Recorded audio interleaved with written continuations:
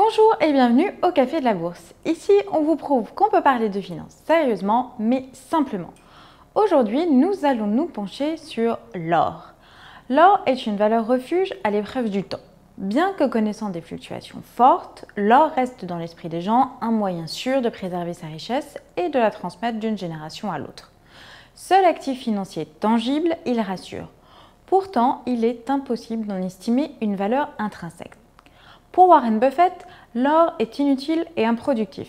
Certes, l'or a une certaine utilité industrielle et décorative, mais la demande est limitée et bien incapable d'absorber la production supplémentaire. Qui plus est, si vous conservez une once d'or pour l'éternité, vous aurez toujours une once d'or à la fin. Acheter de l'or relève donc de la spéculation et non de l'investissement. L'or demeure donc cette relique barbare de John Maynard Keynes sans aucune valeur intrinsèque.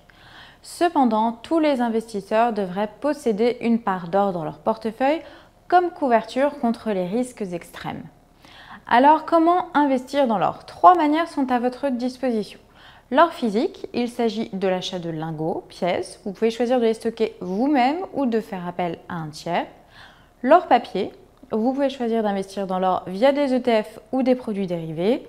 Vous pouvez également investir dans l'or par le biais d'OPCVM ou d'actions de sociétés en lien direct avec ce marché, comme par exemple des sociétés d'exploitation de mines d'or.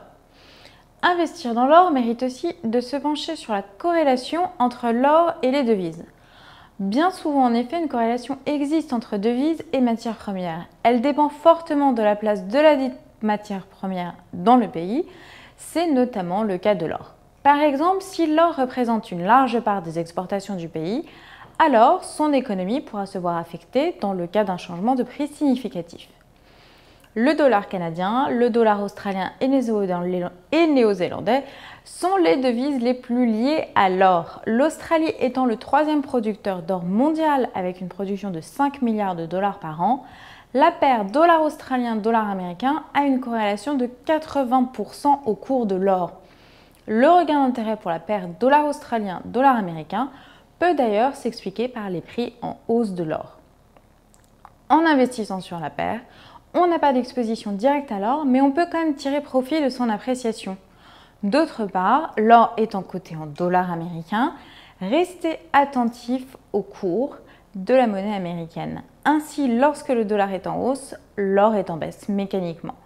En général, quand le dollar grimpe, l'or chute et vice-versa, car en temps d'incertitudes économiques, les investisseurs vendent du dollar pour de l'or.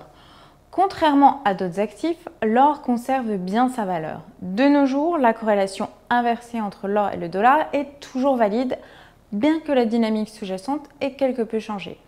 Parce que le dollar est une valeur refuge, les mauvaises nouvelles économiques ont tendance à engendrer une ruée des investisseurs sur le dollar US. L'inverse se produit quand l'économie donne des signes d'amélioration. L'or est une police d'assurance avant tout.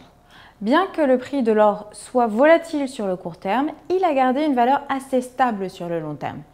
Et il a servi dans le passé de bouclier face à l'inflation et au déclin des grandes monnaies de réserve, surtout depuis la fin de la convertibilité en or du dollar.